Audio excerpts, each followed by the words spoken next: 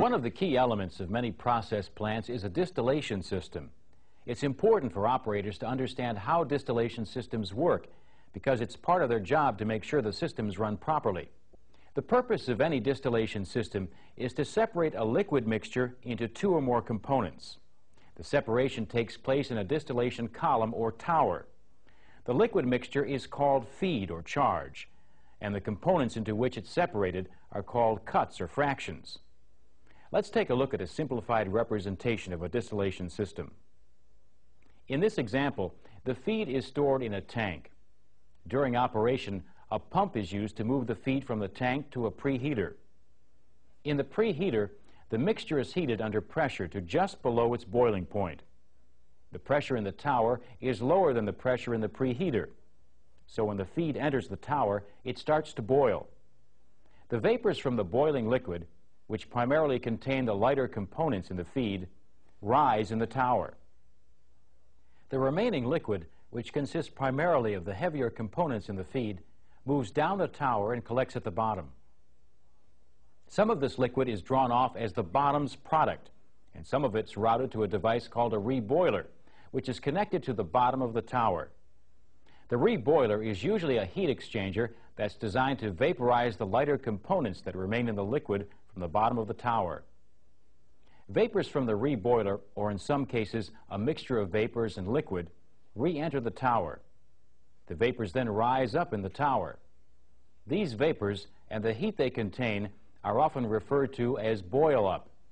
The hot boil-up provides heat that's needed for the distillation process to take place in the tower. The vapors that rise up in the tower are routed to a condenser. The purpose of the condenser is to cool and condense the vapors into liquid. From the condenser, the liquid flows into a receiver or accumulator. The receiver provides a reservoir for the liquid. Part of the liquid from the receiver is pumped back into the top of the tower, and part of it is drawn off as the tower's overhead product. Well, we've just looked at one simple example of a distillation system. Not all distillation systems are the same, but most of them have the basic equipment that we've just seen. At the heart of a distillation system is the distillation tower. Basically, a distillation tower is a series of distillation processes, or stills, stacked on top of each other. The process of distillation is sometimes referred to as fractional distillation or fractionation, and distillation towers are sometimes called fractionators. Fractionation is distillation that occurs at different levels in a tower. This is a simplified illustration of the inside of one type of distillation tower. This tower uses trays called sieve trays to separate vapors and liquid. The trays are spaced throughout the tower. They're called sieve trays because they have many openings in them, like a sieve. Here's a closer view of some of the trays. We've exaggerated the size of the openings to make them easier to see. The openings in the trays allow vapors to rise through the trays on their way up the tower. Each tray is also designed to hold liquid.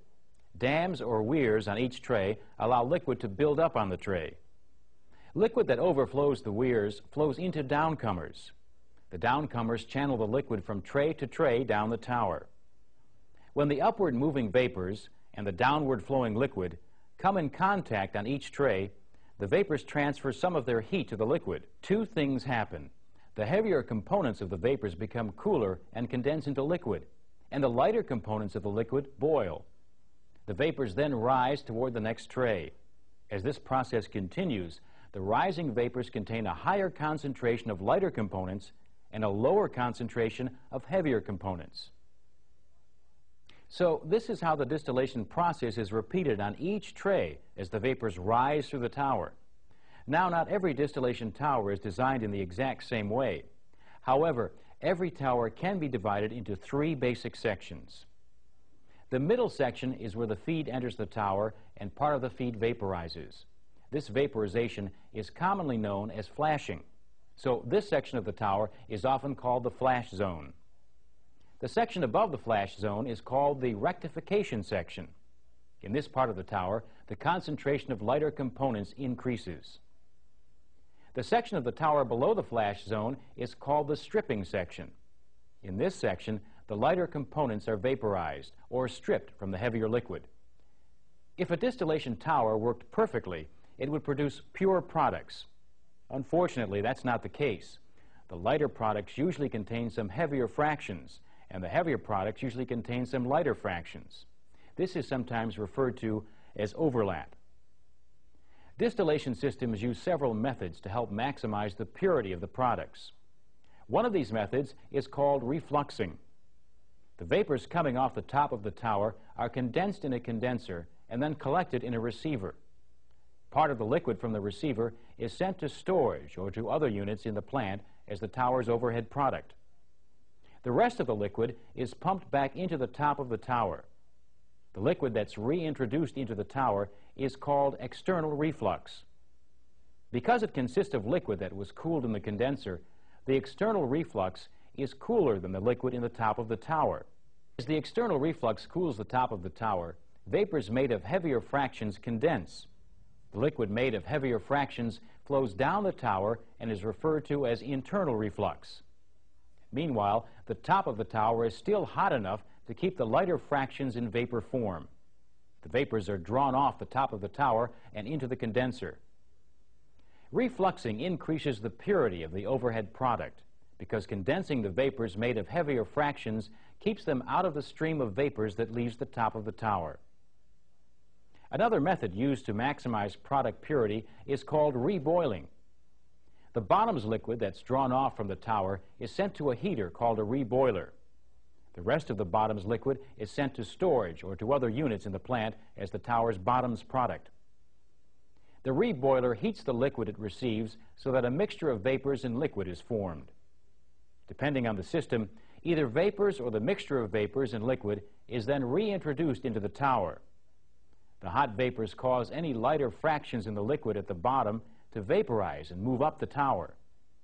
This reduces the amount of lighter fractions in the bottom's product. The reboiler provides the major portion of the heat that's required to make the distillation process work.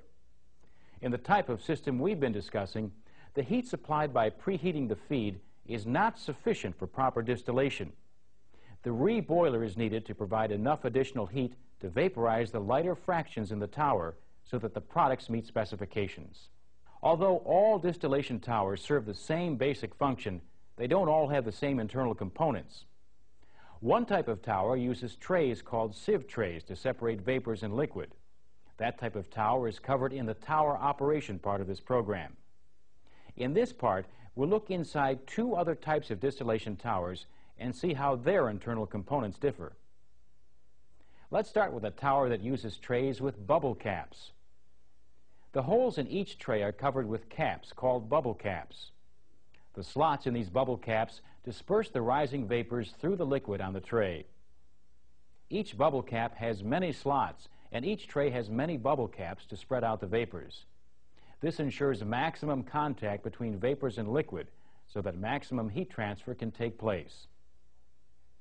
Another type of tower, called a packed tower, contains layers of devices called packing instead of trays with bubble caps. There are many different types of packing. Some towers have sections that are filled with cylindrical rings like the one illustrated here. It's known as a Raschig ring. Another type of packing is known as a burl saddle. The packing breaks up the liquid so that it flows over a large amount of surface area.